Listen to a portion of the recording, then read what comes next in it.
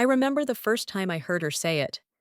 We were standing in the hallway at work, her eyes locked on mine, with a coldness that sent a shiver down my spine. She leaned in close, her voice low and calm, almost gentle in its cruelty. "I'll ruin you," she said. 4 words that felt like a promise and a threat all at once. For a moment, I couldn't breathe. The world around me seemed to go quiet, the sound of my heartbeat loud in my ears. I had known there was tension between us, whispers behind closed doors, the cold smiles she gave me in meetings. But this was different. This was open, deliberate, and I knew in that instant that nothing would ever be the same. I wanted to ask her why. Why me? What had I done to deserve her hatred? But the words stuck in my throat. So instead, I just stood there, my hands trembling at my sides as she turned and walked away. The rest of the day passed in a blur.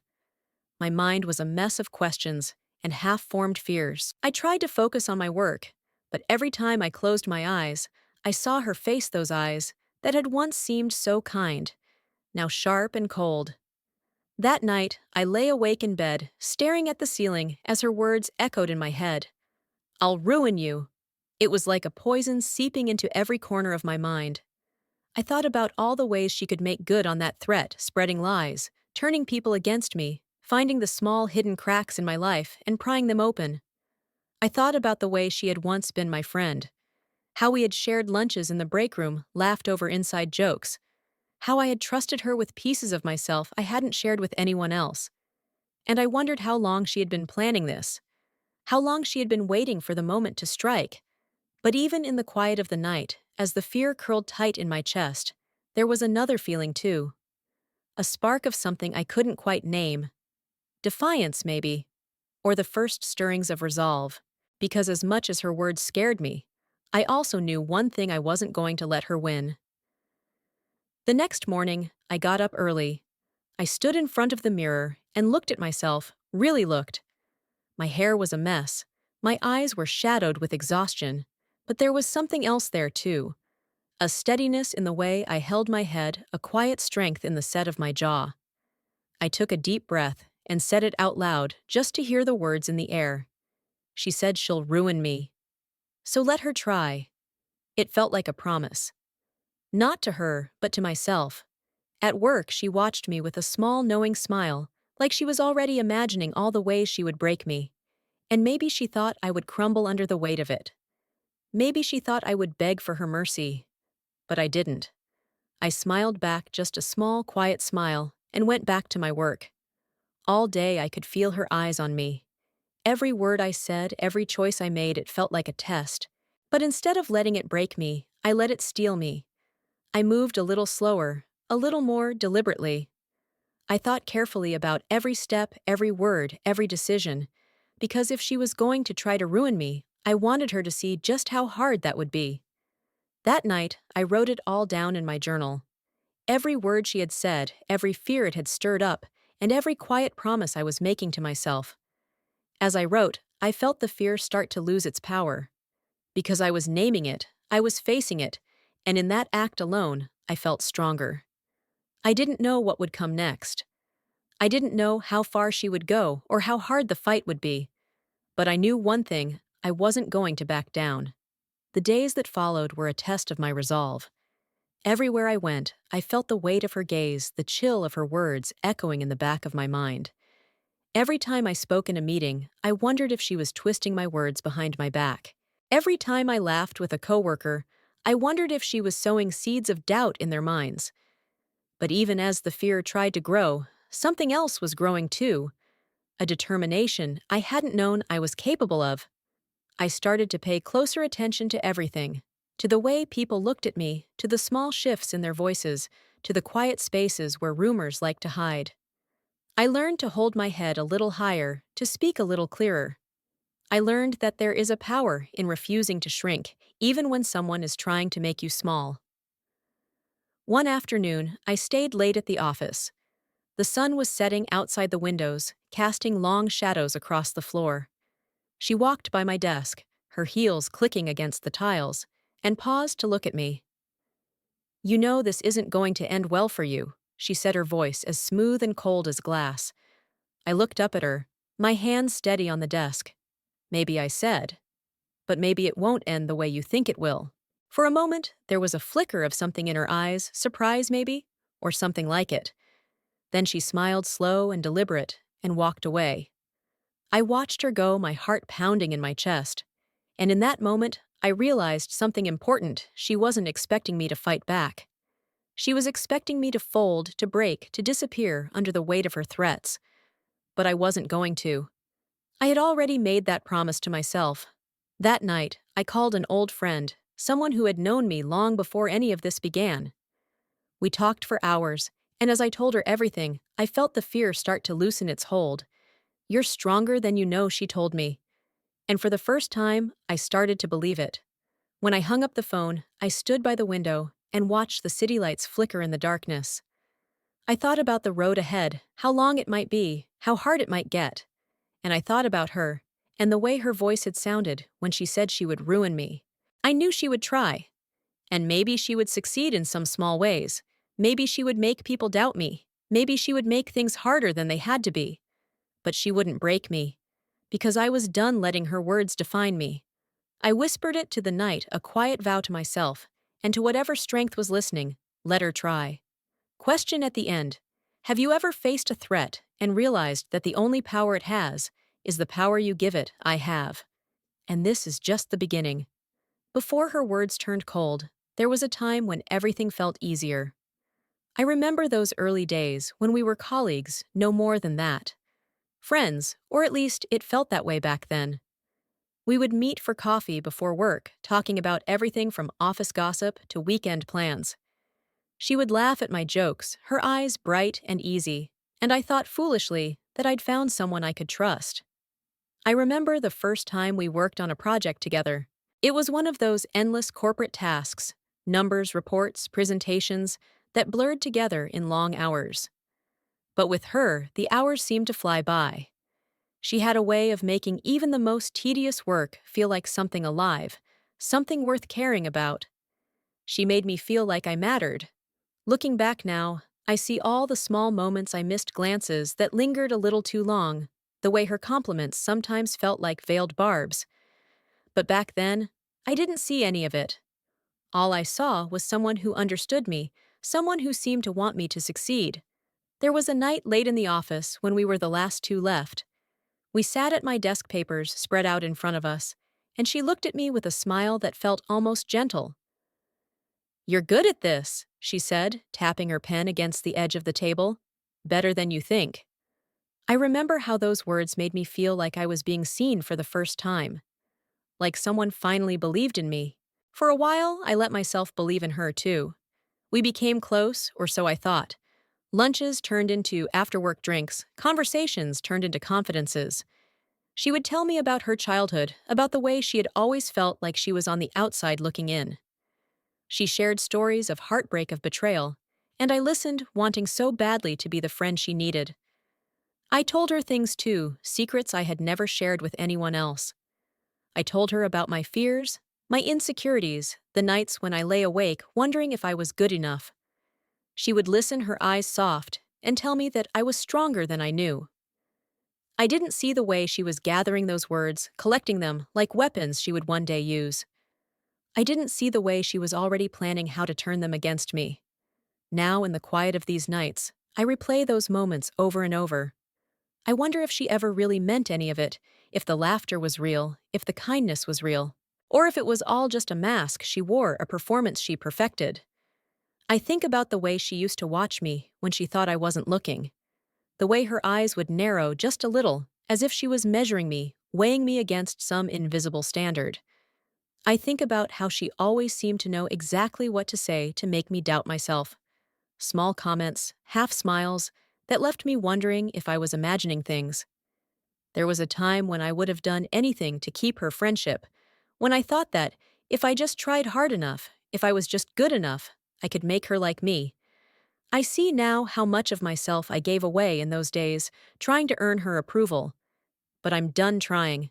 The memory that comes back to me most often is a conversation we had late one night. We were sitting in her car after a long day at work, the city lights blurred outside the windows. She turned to me and said, You know, people like us, we have to be careful. There's always someone waiting to take what we have. At the time, I thought she was talking about herself about the battles she had fought to get where she was. I didn't realize she was warning me. Or maybe she was warning herself. I see it all more clearly now, the way she pulled me close, only to push me away, the way she built me up, only to tear me down. And I see the way I let her do it, because I was so afraid of being alone. But I'm not afraid anymore. As the days went by, those memories turned from comfort to lessons. I realized how much I had given away, trying to keep her close pieces of myself, my time, my heart. And I started to understand that I didn't have to keep proving my worth to someone who had never truly seen it in the first place. There was power in that realization, power in knowing that I could choose myself, even if it meant standing alone for a while.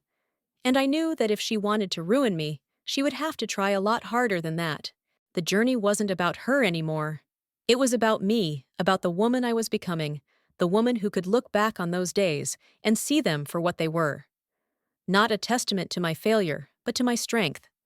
I knew I would never forget those early days, the laughter, the late nights, the quiet moments that felt so real. But I also knew they didn't have to define me anymore. Because I was writing a new story now, one where I was the author, and not just a character in someone else's game. I knew now that her words, her threats, they say more about her than they ever did about me. They're a reflection of her own fear, her own insecurity. And while I can't change her, I can choose not to let her poison become my own. I still have nights when I remember the way she used to smile at me, the way she used to make me feel like I belonged. And I wonder if there was ever a moment when it was real. If there was ever a time when she looked at me and saw a friend, not a rival. But I don't let myself linger in that question for too long. Because the truth is, it doesn't matter. What matters is that I'm still here. I'm still standing. And no matter how many times she tries to tell me otherwise, I know now that I'm enough. Question at the end. Have you ever looked back at a friendship and realized it was never really about you? I have. And this is just the beginning. The weeks that followed were like walking through a minefield. Every step felt uncertain. Every word felt like it could be twisted and turned against me. It was as if she had woven a web of whispers and half-truths, each strand designed to catch me, to hold me down. I started to notice the small ways her words spread. A pause in conversation when I entered the room. A quick glance between coworkers that didn't quite meet my eyes. I could almost feel her fingerprints on their thoughts, the way she twisted every word I said to make it sound like something else. At first, I tried to brush it off. I told myself that I was imagining things, that no one would believe her lies. But the doubt was there, growing in the silence. Because I knew how good she was at this, how easily she could turn warmth into suspicion, how she could make even the most innocent moments seem like something dark. I remember the first time I heard one of the rumors she'd started. It was a small thing. Someone said I'd taken credit for work that wasn't mine. At first, I laughed it off, but inside, I felt the sting of it, because I knew I hadn't done it. I had worked hard every step of the way, and to have that questioned it cut deeper than I wanted to admit. I confronted her about it, once cornered her in the break room when no one else was around. "Why are you doing this?" I asked. My voice was steady, but my hands were shaking. She just looked at me, that same cold smile on her lips. "I'm not doing anything," she said, her tone so sweet it made my stomach turn. "Maybe you're just not as good as you think you are." It was the first time I realized she would never admit it, never let the mask slip. She would keep spinning her lies, and I would be left to pick up the pieces. But even as her web grew around me, I started to see the spaces in between, the places where the light still shone through. Because not everyone believed her. There were still people who looked me in the eye, who asked how I was doing, and really meant it. Their small kindnesses were like lifelines, reminders that I wasn't alone. I learned to hold on to those moments. I learned to let them be enough. Each day I felt the pressure of her whispers pressing in, but I also felt the weight of my own resolve. I refused to let her words define me. I refused to let her take away what I knew to be true. Some nights, I lay awake thinking about how easy it would be to give in, to let her win, to let her rewrite the story of who I was. But every time I would remember the promise I had made to myself, let her try. I knew she was waiting for me to break, waiting for me to slip up so she could point and say, "See, I told you." But I wouldn't give her that satisfaction. I would keep showing up, keep doing the work, keep being the person I knew I was. There were days when it felt like too much, when the weight of it all pressed so hard on my chest, I thought I might break under it. But even then, I kept going. Because I had learned that the only power she had was the power I gave her. And I was done giving her anything. I started to see her more clearly too. The way her smile never reached her eyes. The way she always seemed to be performing, even when no one was watching. And I realized that her need to ruin me said more about her than it ever did about me. She was fighting her own battles, her own shadows, but I couldn't let her battles become mine. So I focused on what I could control: my work, my voice, my own quiet strength. I stopped trying to win her over, stopped trying to prove anything to her, because I didn't owe her that. Each time I heard a new rumor, I took a breath and reminded myself of what I knew to be true. I refused to let her lies take root in my heart. I refused to let her fear become my own. I also started to find small ways to reclaim my space. I made sure my work was stronger than ever, that every report, every presentation was done with care and precision. I stopped second-guessing myself, stopped apologizing for taking up space, because I realized that shrinking myself to fit her lies would only make them easier to believe. I leaned on the people I could trust, the ones who saw me for who I really was. Their quiet words of support were a shield against her venom.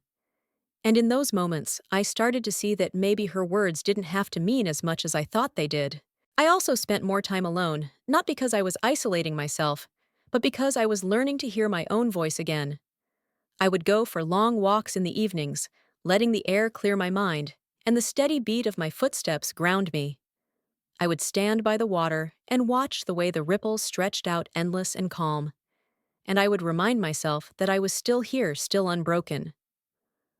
One night, after another long day at work, I sat down with my journal and wrote out everything I was feeling: the fear, the anger, the stubborn hope that refused to die.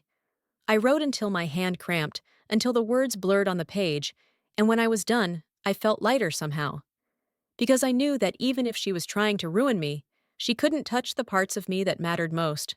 Question at the end: have you ever seen the cracks in someone else's mask and realized you didn't have to wear one of your own? I have. And I'm still here. The decision wasn't something I made all at once. It came slowly in the quiet hours between dusk and dawn, when the world was hushed and I could finally hear my own thoughts. It came in the moments when her words echoed in my head: "I'll ruin you." It came in the weight of those rumors, the heavy silence of colleagues who didn't know what to believe. At first, I thought about fighting back immediately, confronting her head-on, gathering proof, exposing every lie. But then, I realized that's exactly what she wanted. She wanted a reaction, something she could twist and use against me. So instead, I decided to do something else. I decided to let her try. It wasn't an act of surrender. It was an act of quiet defiance. I knew she was waiting for me to panic, to slip up, to make her job easier. But I wouldn't give her that satisfaction. I would stand still and let her show everyone exactly who she was. In the days that followed, I focused on the small things I could control: my work, my attitude, the way I spoke and carried myself. I refused to let her rumors define me, refused to let them seep into my heart. I also started to see how her need to control everything was really a sign of her own fear. She was building her network of lies, weaving it tight around me, but in doing so, she was revealing just how desperate she was to hold on to her power. One afternoon, I caught her watching me across the office. Our eyes met for a moment, and I saw the flicker of confusion there. Because I wasn't doing what she expected, I wasn't shrinking or hiding. I was standing tall, meeting her gaze without flinching. That night, I went home and wrote in my journal, letting the pen move faster than my thoughts. "She wants to ruin me," I wrote, "so let her try. I will not break." I knew the road ahead wouldn't be easy. I knew there would be more rumors, more whispered doubts. But I also knew something else. I was done playing her game. I would show up every day with my head held high. I would let her spin her stories, let her build her web, because in the end, I believed that the truth would speak louder than her lies. I also knew that every time I chose not to fight her directly, it wasn't weakness, it was strength. It was the strength of knowing who I was and refusing to let her define me. Some nights, the fear still crept in, whispering that maybe I wasn't strong enough. But each time, I would take a deep breath and remind myself, let her try. Because I had decided that her words would not be the end of my story. They would be the fuel I used to keep going. I told myself that I didn't need to prove her wrong, I just needed to keep being right for myself. And in that decision, I felt a power I hadn't known I was capable of. I started to find small ways to remind myself who I was beyond her lies. In the quiet of the mornings, I would stand by the window and watch the sun rise, letting the warmth fill me with a soft hope. In the evenings, I would take long walks, letting the fresh air clear my mind, and the steady rhythm of my steps remind me that I was still moving forward. I also found solace in the small rituals of my day. The way I brewed my coffee, just the way I liked it. The music I played as I worked the books I read that made me feel less alone. They were small things, but they were mine, and they were enough to remind me that I was still here, still unbroken. One afternoon, I met with a friend for lunch, someone who knew me well enough to see past the rumors. As we talked, I let the weight of it all slip away for a while. She listened, really listened, and in her understanding, I found a strength I didn't know I had. You don't have to fight every battle, she told me. Sometimes you just have to stand your ground. Her words echoed in my mind long after we said goodbye. And I realized that standing my ground didn't mean doing nothing. It meant choosing where to put my energy, choosing what was worth my time and what wasn't. So I chose to put my energy into myself, into the things that made me feel whole, into the small moments of joy that she could never take away from me. And in those choices, I felt something shift. I felt the power in my own stillness, in my refusal to let her lies steal my light. Question at the end: have you ever chosen to stand your ground and let the world see who you truly are? I have. And this is just the beginning. It didn't take long for the first real wave to hit. The whispers that had once been small and uncertain began to grow louder, sharper, turning into a chorus of doubt that followed me wherever I went. It was like a storm had gathered overnight, and I could feel the weight of it in every glance, every hushed conversation that stopped when I walked into the room. At first, I tried to pretend it didn't matter. I kept my head down, focused on my work, told myself that the truth would protect me. But the storm was relentless. She had a way of making even the smallest things feel like evidence, twisting facts, turning minor mistakes into proof of something darker. I remember the day she came for me directly. It was during a meeting, surrounded by people who had once been my allies. She spoke in that calm, measured voice of hers, weaving her accusations with just enough truth to make the lies hard to separate. She's been taking credit for work that isn't hers, she said, her eyes locked on mine. She's been manipulating the numbers, making herself look better than she is. The room went quiet. I felt the weight of every eye on me, felt my cheeks burn with the heat of it. I wanted to shout to tell them it wasn't true, but I also knew that shouting would only make me look guilty. So I forced myself to breathe, to hold my head up, and to speak calmly. That's not true, I said, my voice steady, even though my hands were trembling beneath the table. I stand by my work. And if anyone wants to see it for themselves, they're welcome to. For a moment, there was silence. And then the meeting moved on, as if nothing had happened. But I knew better. The seed had been planted, and she would water it with every chance she got. After that, the days felt longer, the air in the office heavy with unspoken questions. I saw it in the way people hesitated before talking to me, the way they exchanged glances when they thought I wasn't looking. It was like being watched by 100 invisible eyes, each one waiting for me to slip. I went home that night and sat in the dark, the city lights flickering outside my window.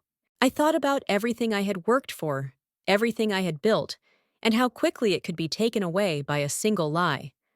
But even in that darkness, I felt something else too, a quiet determination that refused to die.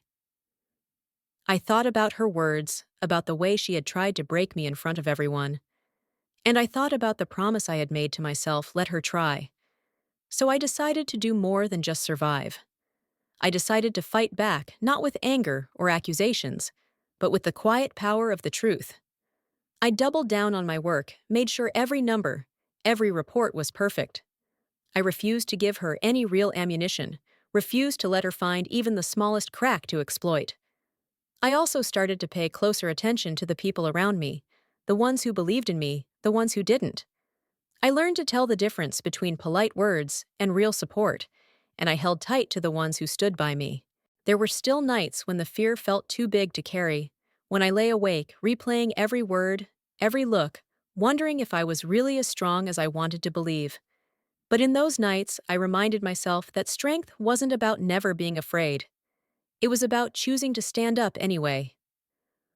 One evening, after a long day of forced smiles and polite conversations, I went for a walk by the river. The air was cool and crisp, the water dark and endless. I watched the way the current moved, steady, unstoppable, and I let that be enough for me. I also started to remind myself that storms always passed, that no matter how loud the thunder or how fierce the wind there was, always a calm waiting on the other side. I held on to that thought like a lifeline, letting it carry me through the days when the rumors felt too heavy to bear. Some mornings, I would stand in front of the mirror and repeat it to myself like a prayer. I'm enough. I am not her lies. I am still here. And with each repetition, I felt the weight lift just a little. I knew there would be more storms, more rumors, more quiet battles to fight.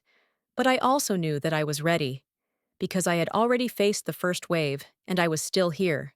And that I realized was enough. Question at the end: have you ever stood in the eye of a storm and realized the calm was within you all along? I have. And I'm not done yet. There were days when the weight of it all felt almost too heavy to carry. The quiet glances, the hushed conversations, the polite smiles that never quite reached their eyes. It was like being surrounded by ghosts of a trust that used to be there. I tried to tell myself it didn't matter. I tried to pretend that as long as I knew the truth, that was enough. But the truth has a way of feeling small when the whole world seems determined to believe a lie. One morning, I walked into the office and felt it immediately, an icy chill in the air, as if everyone had decided to stand just a little farther away. The people I used to laugh with over coffee now barely met my gaze. The warmth of shared jokes and easy conversations had been replaced with careful distance. It shouldn't have hurt as much as it did. After everything she'd done, after all the ways she'd tried to break me, I should have been ready. But I wasn't. Because no matter how strong you think you are, it still stings when people you trusted turn away. That night, I sat alone in my apartment, the city lights outside blurring into a haze of gold and blue. I let myself feel it all, the hurt, the anger, the quiet ache that settled deep in my chest.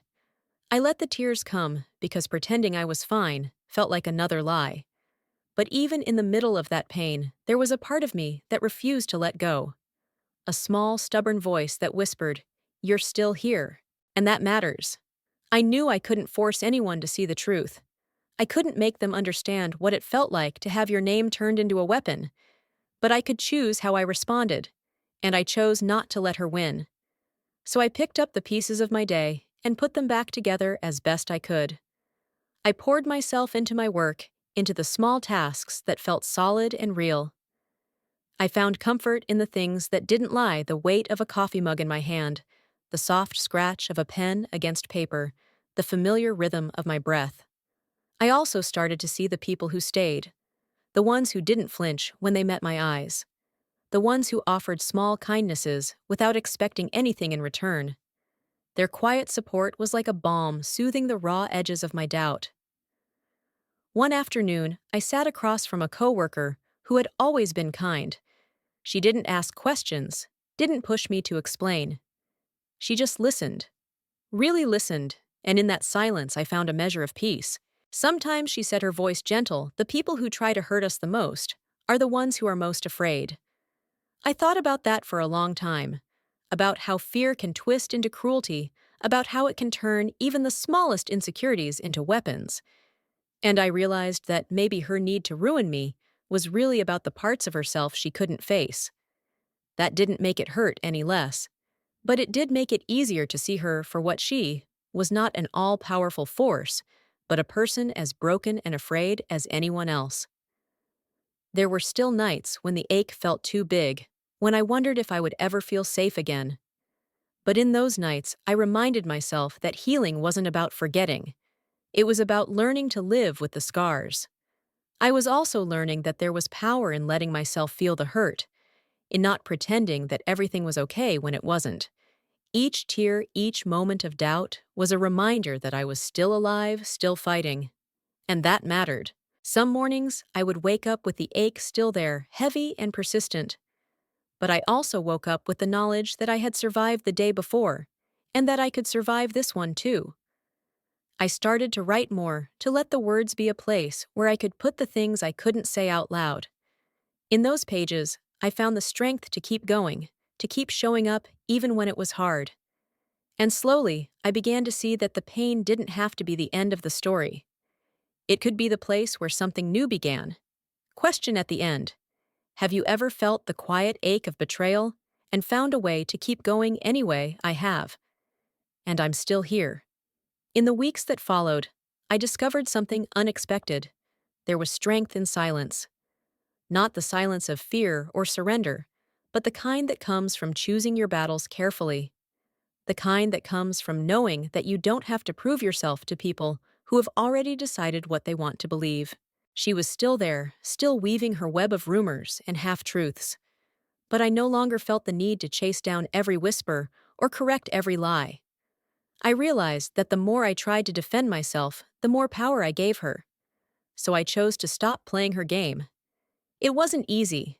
There were days when the urge to speak up, to shout the truth into every quiet room, burned like fire in my chest. But each time I took a breath and reminded myself, my actions will speak for me. I focused on my work, on the people who mattered, on the things I could control. I let my dedication and my integrity be the answer to every rumor. And slowly, I started to see a shift. The people who mattered, the ones who saw me, not the lies, began to see the truth for themselves. One afternoon, I overheard a conversation in the break room. Someone was repeating one of her stories, a small, sharp-edged lie meant to cut deep. But another voice spoke up, calm and clear. "I don't think that's true," they said. "I've seen her work. She's not like that." It was just a small moment, a single voice in the dark, but it felt like a crack in the walls she had built around me. And in that crack, I found a measure of peace. I also found power in the spaces I created for myself. Early mornings, when the world was still asleep, and I could hear my own heartbeat. Late nights when the city was quiet, and I could write out the thoughts I was too tired to speak. In those quiet hours, I learned that I didn't have to be loud to be strong. One night, I sat on my balcony, the cool air washing over me. I thought about all the ways she had tried to silence me, to make me doubt the truth of who I was. And I realized that her power was never in her words, it was in my willingness to believe them. So I decided to stop believing. The silence that followed wasn't empty. It was full of small acts of resistance, the steady way I held my head up, the calm with which I met her gaze, the quiet refusal to let her lies shape my heart. I stopped explaining myself to people who didn't care about the truth. I stopped trying to win over those who had already chosen a side. And in that quiet, I found a freedom I hadn't known I was searching for. I also learned to forgive myself for the days when I stumbled, for the moments when the weight of it all felt too much. I reminded myself that strength wasn't about being unbreakable, it was about choosing to stand back up again and again. Some mornings, I would look in the mirror and see the woman I was becoming, not the girl who needed everyone to like her, not the girl who measured her worth by someone else's lies, but a woman who knew her own value even when others tried to diminish it. And I knew that was enough. I started to notice the small victories in that silence, the way I no longer flinched when I heard her name, the way I no longer felt the need to fill every quiet moment with explanations or apologies. Each of these small shifts was a reminder that I was taking my power back piece by piece. I also found comfort in the quiet moments I shared with the people who mattered. A kind word from a friend, a smile that said, "I see you," even when the world tried to look away. Those moments reminded me that I wasn't alone, even when it felt like I was. Some evenings, I would sit with a cup of tea and let the warmth of it seep into my bones. I would close my eyes and breathe deeply, feeling the weight of the day slip away. In those quiet hours, I realized that healing wasn't always loud or dramatic. Sometimes it was as simple as sitting still and letting yourself rest. I knew there would be more battles to fight. I knew she wasn't done trying to twist my words or turn people against me. But I also knew that I had found something she could never take away: the quiet certainty of my own strength. Question at the end: have you ever learned to trust the silence more than the noise? I have. And I'm stronger for it. It was in the middle of those long, heavy days that I started to realize I wasn't as alone as I thought. The world she tried to build around me, a world of doubt and suspicion, began to crack in ways I hadn't expected. It started small. A coworker leaving an extra cup of coffee on my desk without saying a word. A quiet nod from someone who had always stayed out of the drama, but who now paused just long enough to let me know I see you. Those small gestures felt like lifelines, tiny threads of connection that reminded me that not everyone was buying into her lies. One morning, as I walked into the office, I caught a glimpse of her in the hallway. She was smiling, talking with someone, but the moment she saw me, her expression flickered. Just for a second, the mask slipped, and I saw something else there: frustration. Because no matter how hard she tried, I was still standing. That realization was enough to carry me through the day. But even more than that, it was the people who quietly chose to stand beside me that gave me the strength I didn't know I still had. There was one coworker, someone I had never been particularly close to, who stopped by my desk one afternoon. "I don't know what she's saying," he said, his voice low so no one else could hear. "But I've seen your work. Don't let her get to you." It was just a few words, but they were enough to ease the tightness in my chest. I started to realize that there were more people like him, people who had seen the way I carried myself through the rumors, the way I refused to play her games. They weren't loud, but they were there, and their quiet support felt more powerful than any defense I could have given for myself. I also realized that sometimes the strongest allies are the ones who don't make a show of their loyalty. They don't stand up in meetings or confront the lies head on. They just keep showing up, keep offering those small moments of kindness that say, "I believe in you." One afternoon, after another long day of tiptoeing around the tension in the air, I found a note on my desk. It was simple, just a scrap of paper with two words: "Stay strong." I didn't know who had left it, but in that moment, it didn't matter. It was enough to remind me that even in the quiet, I wasn't alone. I carried that note in my pocket for days, feeling the weight of it like a shield against her words. And with each small gesture, each quiet show of support, I felt a little more certain that I could weather whatever she threw at me next. Some nights, I still lay awake, wondering if the rumors would ever truly die. But in those nights, I also remembered the way my allies had stood by me in the smallest of ways. I realized that those small acts of kindness were more real, more lasting than any lie she could tell. And as I started to see those connections grow quiet but steady, I felt the first real flicker of hope. I also realized that this was the lesson I had been meant to learn all along: that strength isn't just about standing on your own. It's about knowing when to let others stand with you. In those moments, I began to let go of the fear that had kept me silent for so long. I stopped worrying about the people who believed her and started focusing on the people who believed me.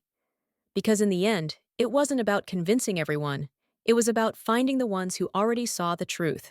Question at the end: have you ever been surprised by who stood with you when the world tried to tear you down? I have. And I'll never forget it. The silence had become my armor, my steady breath, a shield against every whisper she sent my way.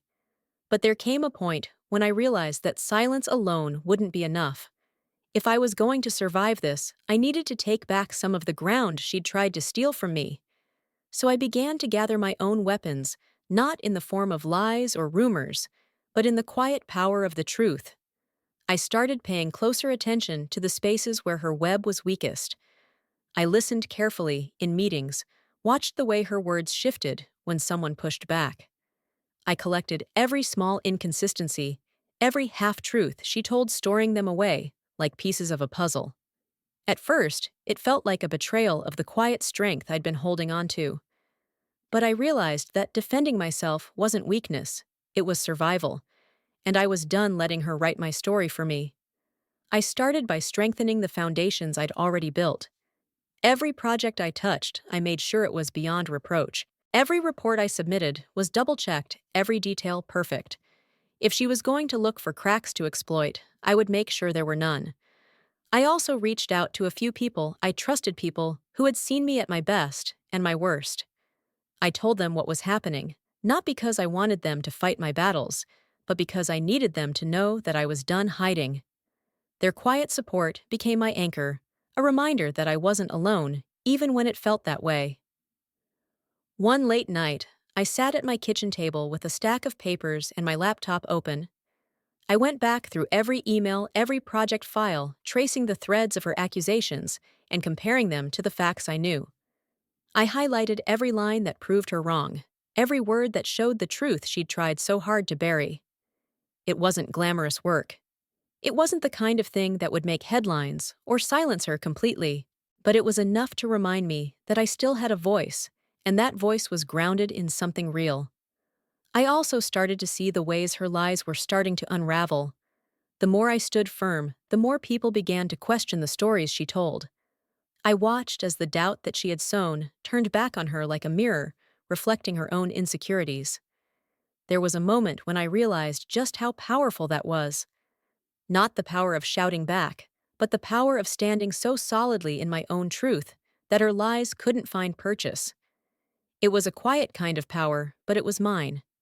Some evenings, I would still feel the weight of it all pressing down on me, the fear, the doubt, the endless question of whether I was strong enough. But each time I reminded myself that this wasn't just about her. It was about me and the choice I was making to stand up for the life I wanted to build. I saw her one afternoon in the hallway, her smile brittle and her eyes sharp. I could see that she knew I wasn't breaking the way she'd hoped. I could see the frustration in the tight line of her shoulders, the way her fingers fidgeted with the edge of her phone. And in that moment, I understood that her power had never been real. It had only ever been the power I'd given her in my fear. I stopped giving it to her. I didn't announce my plans or call her out in front of everyone. Instead, I let my work speak for itself. I let my small, steady acts of resistance be my answer to every rumor she tried to spread. And slowly, I saw the tide begin to turn. The people who had once looked at me with doubt in their eyes now started to see me differently. They saw the quiet resolve in the way I carried myself, the refusal to be pulled into her chaos. I realized that this was what true strength looked like, not the loud, flashy kind that demands attention, but the kind that holds steady even when no one is watching. I still had a long way to go. I knew there would be more rumors, more tests of my resolve. But I also knew that I was ready for them, because I had learned something she never would, that the most powerful kind of revenge isn't about destroying someone else. It's about refusing to let them destroy you. And as I walked away from that confrontation in the hallway, my head held high and my heart steady, I knew I was exactly where I was meant to be. The day came when I knew the final battle had begun. It didn't look like a battle from the outside, no raised voices, no slammed doors. Just a meeting in a small conference room, sunlight streaming through the blinds, the air charged with an unspoken tension that made my skin prickle. She was there, of course, her smile fixed in place, her eyes cold and watchful. I could feel the weight of every word we were about to exchange, the silent war that had been building between us, finally ready to break the surface. I had prepared for this. I had spent weeks gathering my strength, piecing together every thread of the truth she had tried so hard to bury. My notes were laid out in front of me, every fact checked and rechecked, every line of defense ready to be spoken. When the meeting began, she launched her attack with practiced ease. Her voice was calm, her tone measured, but every word was a knife. She spoke of mistakes I hadn't made, of lies I hadn't told, each accusation carefully crafted to paint me as the villain in her story. I let her speak. I let her spin her web of half-truths and insinuations until she had nothing left to say. And then, when the room fell quiet, I took a breath and began to speak. I didn't shout. I didn't let my voice shake. I laid out the facts one by one, each piece of evidence, a small stone in the foundation I was rebuilding for myself. I spoke of the work I had done, of the choices I had made, of the truth she had tried so hard to twist. And as I spoke, I saw the shift. I saw it in the way people leaned forward, in the way their eyes sharpened with understanding. I saw it in the flicker of uncertainty that crossed her face, the way her fingers tapped nervously against the table. For the first time, I felt like I was winning. When I finished, the room was silent. No one spoke, but I could feel the weight of the truth hanging in the air, undeniable and unbreakable. I met her eyes across the table, and in that moment, I knew she could see it too. She tried to smile, but it faltered at the edges. And I realized that, for all her words, for all the power she thought she held, she was just as human as the rest of us, flawed and afraid.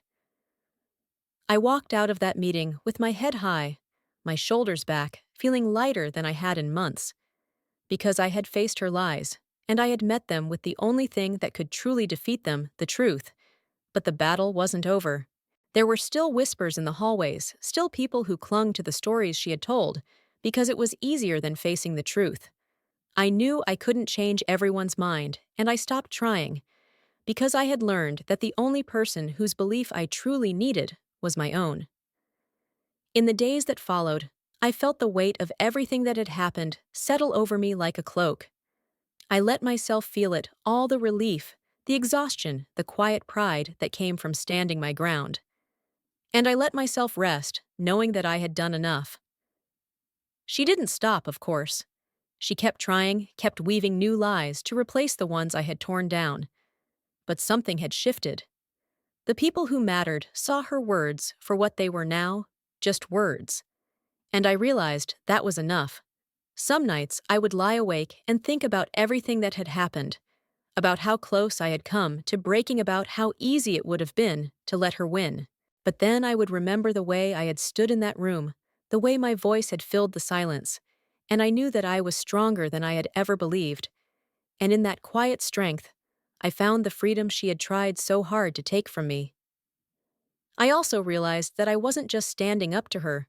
I was standing up to every fear that had ever kept me quiet, every doubt that had ever made me wonder if I was enough. And in that act of standing, I found a kind of strength I hadn't known was possible. In the quiet of the days that followed, I let myself breathe a little easier. I spent more time with the people who had stood by me, finding comfort in their laughter and their quiet understanding. I found solace in the small things, a good cup of coffee in the morning, the way the light filtered through the window at dusk, the steady rhythm of my own heartbeat. I also started to dream again, not the anxious, restless dreams of the weeks before, but dreams of possibility, of a life where her lies didn't matter anymore. And each morning, I woke up with a little more hope, a little more faith in the path I was carving for myself. The battle had tested me in ways I never expected. It had shown me how easily trust could be broken, how deeply words could cut. But it had also shown me something else, that the truth has a power all its own. And no matter how hard she tried to bury it, the truth would always find a way to rise. After all the storms and all the quiet battles, the air finally began to clear. I could feel it in the mornings, when I woke up no longer haunted by the weight of her lies. The tension that once clung to my shoulders had started to slip away, replaced by something softer, something like relief. I realized I no longer needed to worry about how others saw me. I had survived the worst of it, and I didn't owe anyone an explanation anymore. I understood now that the only person I needed to prove anything to was myself. The only voice that truly mattered was my own. The people who stood by me during the chaos didn't need me to defend myself with endless words. They had seen me for who I was, and that was enough. Their quiet support had carried me through, even when I didn't have the strength to carry myself. Each day, I found small joys in the ordinary things: the warmth of the sun on my skin, the way my coffee tasted in the morning, the laughter of a friend who didn't need to ask how I was doing to understand. Those moments reminded me that the world hadn't ended, no matter how loud her lies had been. I also took time to find myself again. I read books I had put aside, let music fill the quiet spaces in my room, and walked slowly through the evening light. I let myself feel the peace I had fought so hard to keep. I no longer felt like I had to chase after someone else's approval. I was enough just as I was. She was still there, of course. She didn't stop completely, but I had stopped listening. Her words no longer had a place in my heart. I knew now that her power only existed if I let it, and I was done giving it to her. Some afternoons, I would find a moment of quiet to just sit and watch the sky. The way the clouds moved, the way the light shifted, it was all a reminder that everything changes, even the hardest days. I didn't feel anger or resentment anymore, just a calm acceptance that I had made it through. People around me noticed too. They told me I seemed different, stronger somehow. I smiled and let them think what they wanted, because the truth was, I had changed. I wasn't the same person who had once let someone else's lies make her feel small. I had learned that my worth wasn't measured by anyone else's opinions. I had learned that the strongest kind of power comes from being at peace with yourself. At night, I slept more soundly. My dreams were no longer restless. I dreamed of days where I could move forward, without looking back, where the past no longer had claws in my skin. I knew those days would come, because I was already halfway there. I knew I wasn't completely healed. Some wounds still ached in quiet ways. But I also knew I was strong enough to live with them. And that was enough. Because every morning I woke up, I was reminded that I had made it through the storm, and the dawn was mine to keep. The final chapter didn't come with a dramatic showdown or some grand victory. It was quiet, almost ordinary, like the soft exhale of a storm finally passing. I woke up that morning and felt something I hadn't in a long time: peace. I walked into work with my head held high. The whispers had faded. The rumors had become just that old echoes of something that no longer held power over me. I smiled at the people I passed, not because I needed to prove anything, but because I finally felt free enough to smile without fear. I saw her there, of course. She was still trying in small ways, testing the edges of my resolve. But her words didn't land the way they used to. They fell flat like leaves in the wind. And I realized that was the final victory, not that I had destroyed her lies, but that they no longer mattered to me.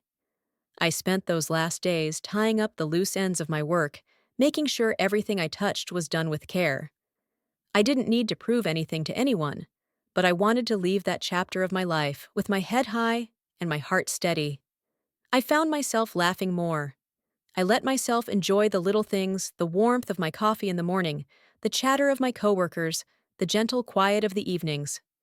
I realized that somewhere along the way, I had stopped surviving and started living again. My friends noticed. They said I looked lighter, like a weight had finally been lifted. And they were right, because I wasn't carrying her lies anymore. I wasn't carrying the fear that had once wrapped itself around my chest like iron. I had let it go, and in its place, I found room to breathe. Some nights, I would still think about everything that had happened.